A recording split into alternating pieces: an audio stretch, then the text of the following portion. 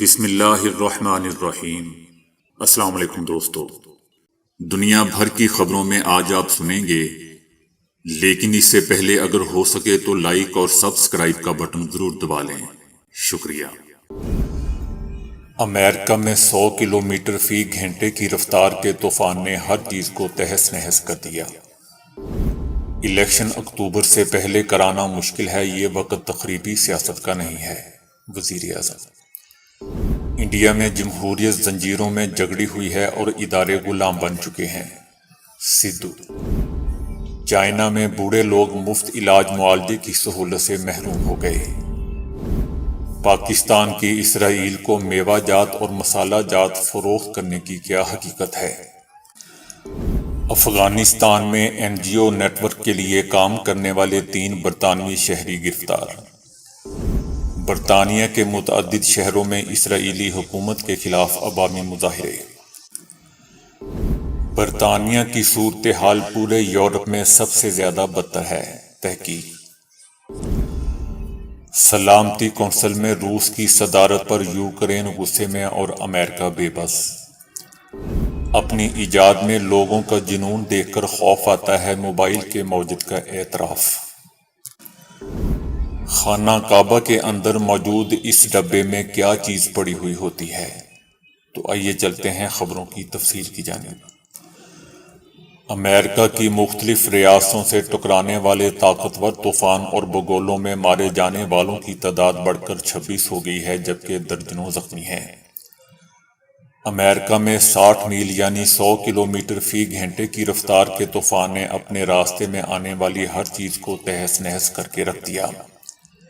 درجنوں گھر، کاریں اور دیگر املاک مکمل یا معمولی طور پر تباہ ہو گئے، درخت جڑ سے اکھڑ کر سڑکوں پر گر گئے، بجلی کے تار ٹوٹنے سے 6 لاکھ سے زائد گھر بجلی سے محروم ہو گئے۔ طوفانی بگولوں سے امریکی کاؤنٹیز اور ریاستوں میں طوفانی بگولوں سے مجموعی اموات کی تعداد 26 تک جا پہنچی ہے۔ امدادی کاموں کے دوران باڈیز ملنے کا سلسلہ ابھی بھی جاری ہے۔ زخمیوں میں سے 12 کو انتہائی نگہداشت کے وارڈ میں رکھا گیا ہے۔ اموات میں اضافے کا خدشہ ظاہر کیا جا رہا ہے۔ محکمہ موسمیات کے مطابق طوفان مزید چند روز تک آتے رہیں گے۔ شہریوں کو بلا ضرورت گھر سے باہر نہ نکلنے کی ہدایت کی گئی ہے۔ وزیر اعظم شہباز شریف نے کہا ہے کہ الیکشن اکتوبر سے پہلے کرانا مشکل ہے۔ الیکشن ہونے چاہیے لیکن موجودہ صورتحال میں ان کا انعقاد ممکن نہیں ہے۔ ہم سپریم کورٹ کا احترام کرتے ہیں، لیکن اختلافی نوٹ سے ابہام پیدا ہو گیا ہے۔ ہم ملکی معیشت کو ٹھیک کرنے کے لیے دن رات کوشش کر رہے ہیں۔ ہم مہنگائی کی لہر پر جلد قابو پا لیں گے۔ ہم تعمیری سیاست پر یقین رکھتے ہیں، یہ وقت تقریبی سیاست کا نہیں ہے۔ کانگریس کے رہنما نوجوت سنگھ سدھو نے پٹیالہ سینٹرل جیل سے رہائی کے فوراً بعد نریندر مودی اور پنجاب حکومت پر تنقید کرتے ہوئے کہا ہے کہ ریاست پنجاب میں صدر راج نافذ کرنے کی سازش رچا رہی ہے۔ حکومت کی جانب سے ان کی سیکیورٹی مکمل طور پر واپس لینے کے باوجود انہیں کوئی پرواہ نہیں ہے۔ سدھو نے، جنہوں نے گزشتہ سال 20 مئی کو عدالت میں خود کو سپرد کرنے کے بعد 1988 کے سڑک حادثے کے کیس میں تقریباً 10 ماہ جیل میں گزارے، کہا کہ ملک میں جمہوریت زنجیروں میں جکڑی ہوئی ہے اور ادارے غلام بن چکے ہیں۔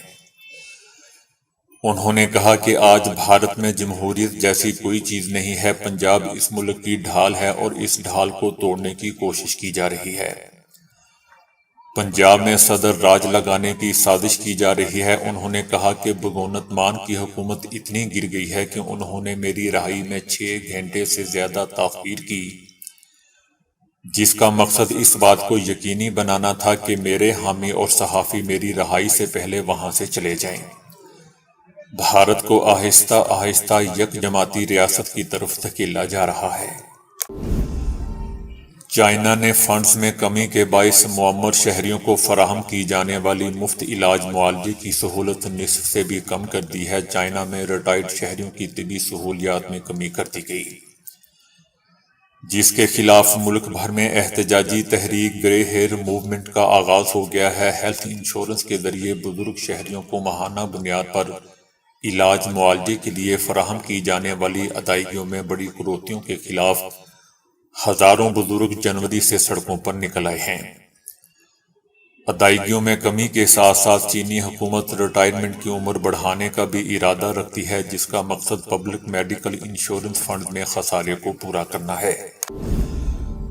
پاکستان حکومت نے اسرائیل کے ساتھ تجارتی روابط سے متعلق میڈیا میں گردش کرنے والی خبروں کی سختی سے تردید کرتے ہوئے کہا ہے کہ پاکستان کے اسرائیل سے تجارتی تعلقات قائم نہیں، اور نہ ہی ایسی کوئی کوشش ہو رہی ہے۔ پاکستان کے اسرائیل سے تجارتی تعلقات کبھی نہیں رہے، صرف سیاسی مقاصد کے لیے متفقہ موقف کو متنازع نہ بنایا جائے۔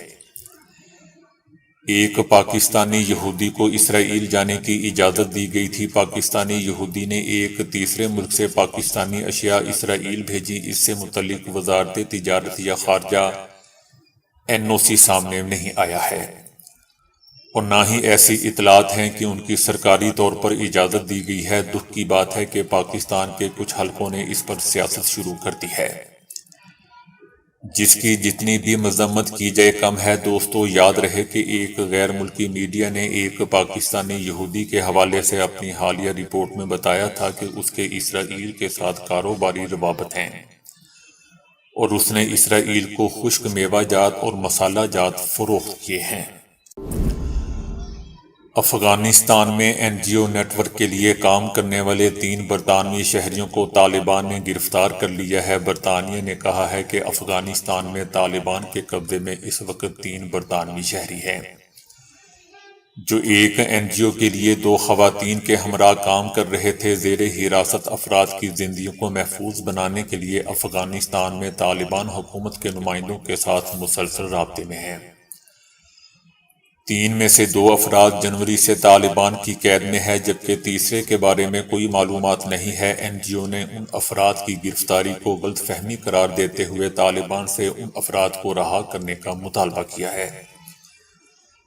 یاد رہے دوستو کہ گزشتہ سال طالبان نے ایک تجربہ کار ٹیلی ویژن کیمرہ مین سمیت 4 دیگر برطانوی شہریوں کو 6 مہینے تک حراست میں رکھنے کے بعد رہا کر دیا تھا، اور اس وقت طالبان نے ان افراد پر ملکی قوانین اور افغان روایات کے خلاف سرگرمیوں میں ملوث ہونے کا الزام عائد کیا تھا۔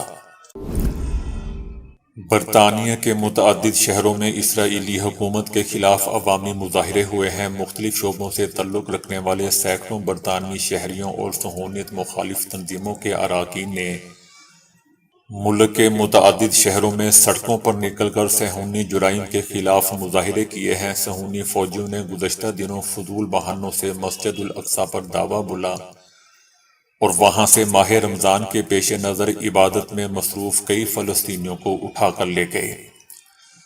صہیونی حکومت نے بیت المقدس شہر اور مسجد الاقصی میں فلسطینیوں کے داخلے کو روکنے کے لیے غیر معمولی طور پر اپنے سیکیورٹی اہلکاروں کو تعینات کر رکھا ہے، اور انہوں نے مسجد میں فلسطینیوں کے داخلے کو بڑا دشوار بنا دیا ہے۔ دوستو، یاد رہے کہ گزشتہ 70 برسوں سے عالم اسلام کا مذہبی استعارہ سمجھے جانے والی مسجد الاقصی مستقل بنیادوں پر غاصب صہیونی حکومت کے غیر قانونی، ناجائز اور انتہا پسندانہ اقدام کی زد پر ہے۔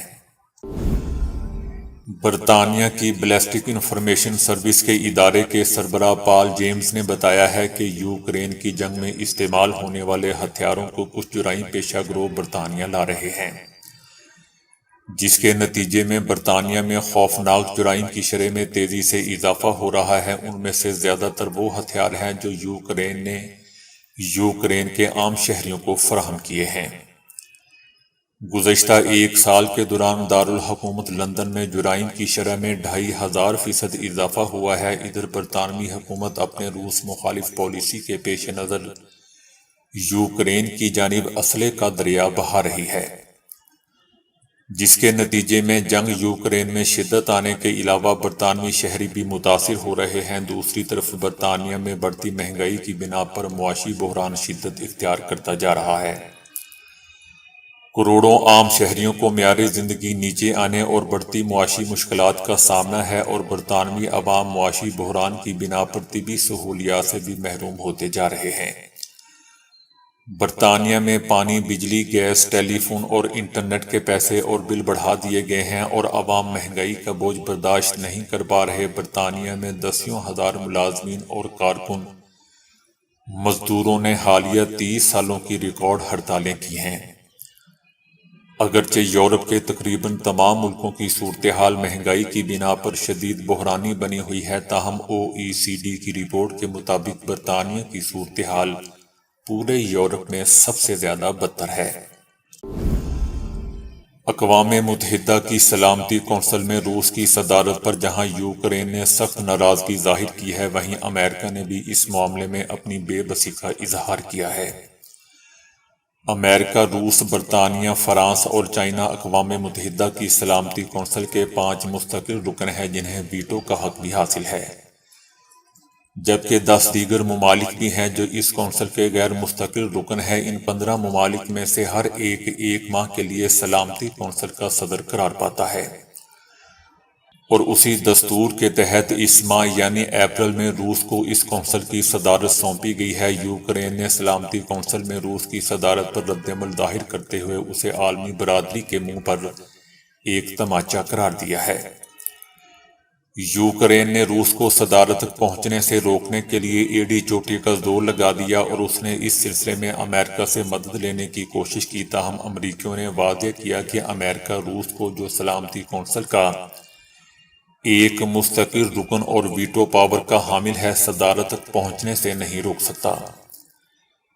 یوکرین کے صدر اور وزیر خارجہ نے بارہا عالمی برادری سے یہ اپیل کی تھی کہ وہ سلامتی کونسل میں روس کی صدارت کو روکیں۔ حال ہی میں امریکی وائٹ ہاؤس نے بھی پریس کانفرنس کے دوران ایک سوال کے جواب میں اپنی بے بسی ظاہر کرتے ہوئے کہا تھا کہ امریکہ کے پاس اس موضوع کو تسلیم کرنے کے سوا کوئی چارہ نہیں ہے۔ 50 سال قبل موبائل فون ایجاد کرنے والے امریکی انجینئر مارٹن کوپر نے اعتراف کیا کہ ان کی ایجاد کردہ یہ ڈیوائسز اب ایک مسئلہ کھڑا کر رہی ہے۔ اس کا مطلب یہ ہے کہ لوگ اس ڈیوائس کے استعمال میں بہت زیادہ وقت صرف کر رہے ہیں۔ 94 سالہ موجد نے مزید کہا کہ وہ حیران رہ گئے جب انہوں نے ایک شخص کو سڑک پار کرتے ہوئے اپنے سیل فون کو دیکھتے ہوئے دیکھا۔ یہ صورتحال اس بات کی نشاندہی کرتی ہے کہ لوگوں کے دماغ موبائل فون کی وجہ سے معوف ہو چکے ہیں۔ مارٹن نے مزید کہا کہ میں کبھی نہیں چاہوں گا کہ موبائل فون کا استعمال ایسے کیا جائے جس طرح میرے پوتے اور پڑپوتے کرتے ہیں۔ دوستو، مارٹن نے تاریخ میں سیل فون کا استعمال کرتے ہوئے پہلی کامیاب موبائل فون کال 3 اپریل 1973 کو اس وقت کی تھی جب میٹرولا کمپنی میں وہ کام کر رہے تھے۔ متعارف کروائے گئے پہلے سیل فون کا وزن دوستو 1 کلو گرام تھا۔ اس میں ایک بیٹری تھی جو زیادہ سے زیادہ 25 منٹ تک کام کر سکتی تھی۔ میٹرولا موبائل فونز کے پہلے تجارتی ورژن کی قیمت $5,000 تھی۔ مسلمان خانہ کعبہ سے محبت تو کرتے ہی ہیں، لیکن بہت کم لوگ جانتے ہیں کہ خانہ کعبہ اندر سے کیسا دکھائی دیتا ہے اور اس میں کیا کیا چیزیں موجود ہیں۔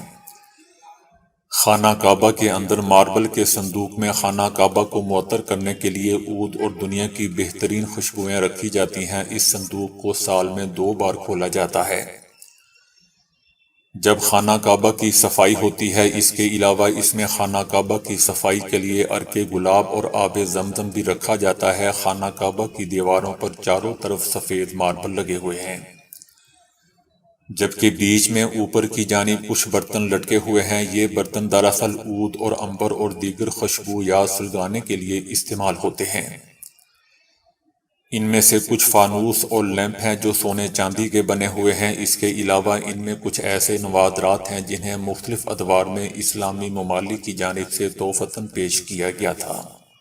مناسب دورانیے تک سونا آپ کے دل، وزن اور ذہن سمیت ہر چیز کی صحت کے لیے بہترین ثابت ہوتا ہے، مگر آج کے دور کی مصروفیات نے نیند کا اوسطاً دورانیہ 6 گھنٹوں تک پہنچا دیا ہے۔ ماہرین 7 سے 8 گھنٹے تک سونے کا مشورہ دیتے ہیں۔ لگ بھگ ہر ایک کو اچھی نیند کی اہمیت کے بارے میں علم ہے، مگر ہو سکتا ہے کہ آپ کو یہ اندازہ نہ ہو کہ ایسا نہ کرنے پر آپ کے ساتھ کیا کچھ ہو سکتا ہے۔ بے خواب راتوں کے نتیجے میں چڑچڑے پن اور جذباتی پن کی شکایات عام ہو جاتی ہے۔ یہ بات ایک طبی تحقیق میں سامنے آئی ہے جس میں بتایا گیا ہے کہ منفی جذبات نیند متاثر ہونے کا نتیجہ ہوتے ہیں۔ سائنسدان اس حوالے سے پر یقین نہیں کہ نیند کی کمی سر درد کا باعث کیوں بنتی ہے، مگر ایسا ہونا ضروری ہے۔ بے خواب راتوں کے نتیجے میں آدھے سر کا درد ہونے لگتا ہے، جبکہ خراٹے لینے والے 36 سے 58% افراد صبح سر درد کا شکار ہوتے ہیں۔ نیند کے نتیجے میں لوگوں کا جسمانی ہارمون توازن بگڑ جاتا ہے، جس کے نتیجے میں کھانے کی خواہش، خاص طور پر بہت زیادہ کیلوریز والی غذاؤں کی خواہش پیدا ہوتی ہے۔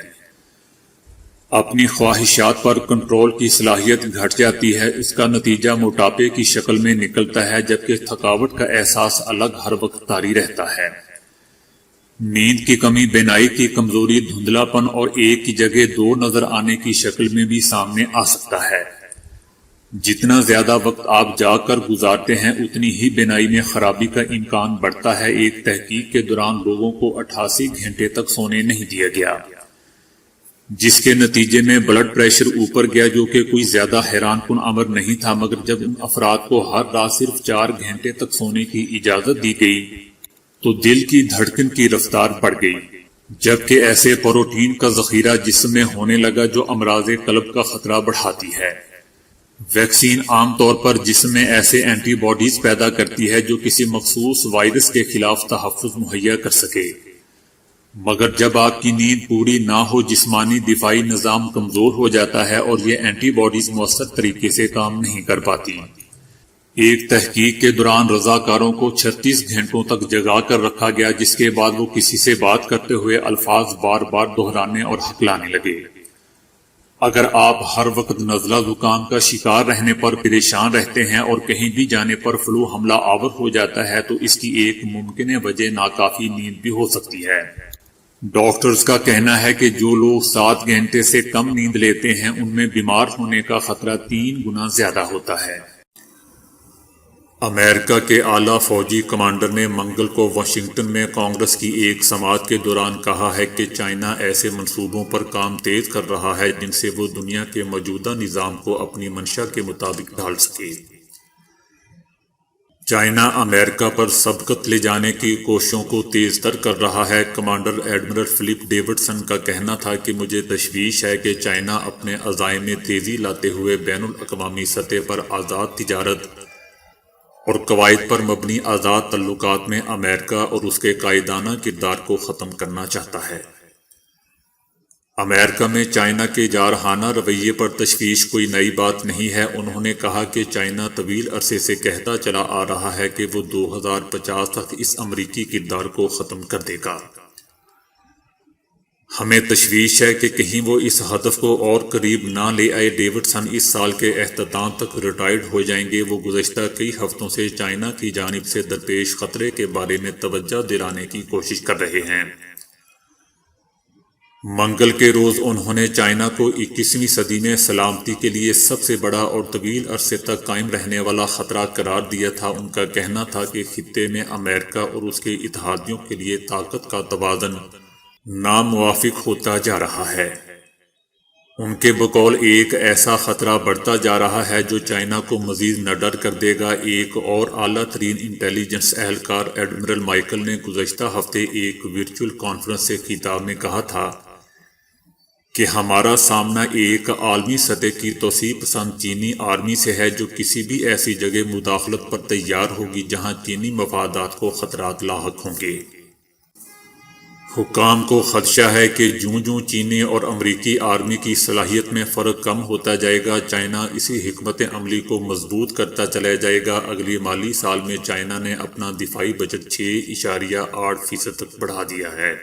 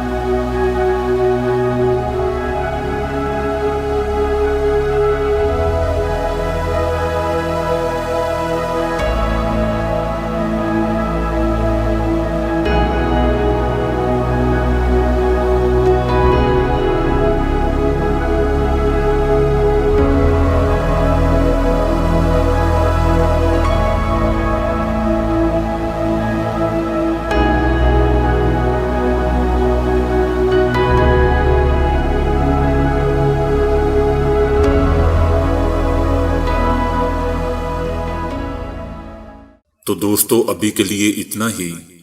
ویڈیو کو لائک اور شیئر کرنے کا بہت بہت شکریہ۔